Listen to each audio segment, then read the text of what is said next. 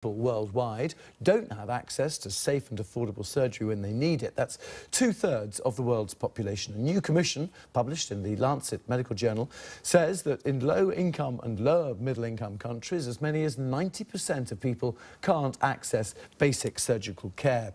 Well, more than 300 million operations are performed worldwide each year.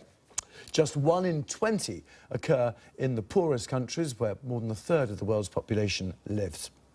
With me is the surgeon Shafi Ahmed from the Royal College of Surgeons here in Britain, who has supported this commission. Our attention naturally focused on the situation in Nepal at the moment. And is Nepal one of those countries which doesn't have the sort of access to modern surgical techniques that, that this report is looking into? It is indeed. It's mainly parts of sub-Saharan Africa, parts of Asia and Southeast Asia.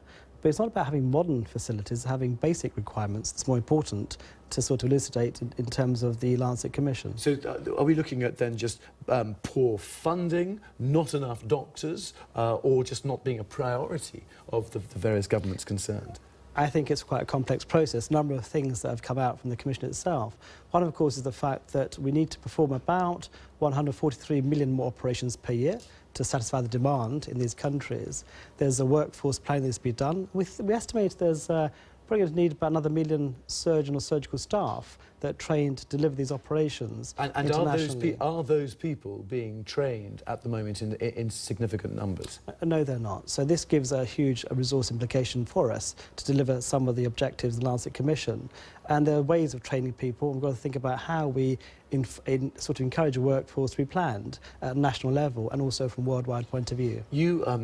I think you recently were doing operations using Google Glasses. Now, presumably that is a way that you can show students the techniques that you employ. I mean, is that something which is being used internationally now? Yeah, I think that's really exciting. So I think the way we deliver education and training is going to be using modern technology. The work I did last year showing how we could teach about 14,000 people across 132 countries, 1,100 cities using a simple device is a way, perhaps, that we should be looking at in the future. It's not the only way, of course, but I think we should incorporate technology into any training programme. So are you saying, then, that that with all these mortalities, these are people who are dying from what?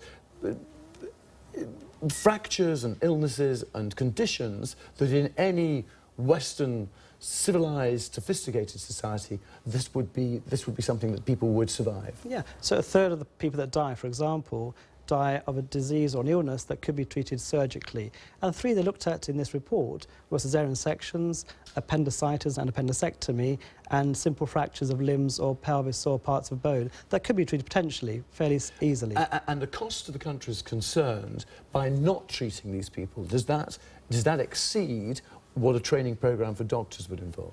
I don't think so. I think that the long-term implication of economics and resource is that these people have morbidity, they can't work. Actually, put that in context, actually you're probably going to make money long-term and economically it is viable.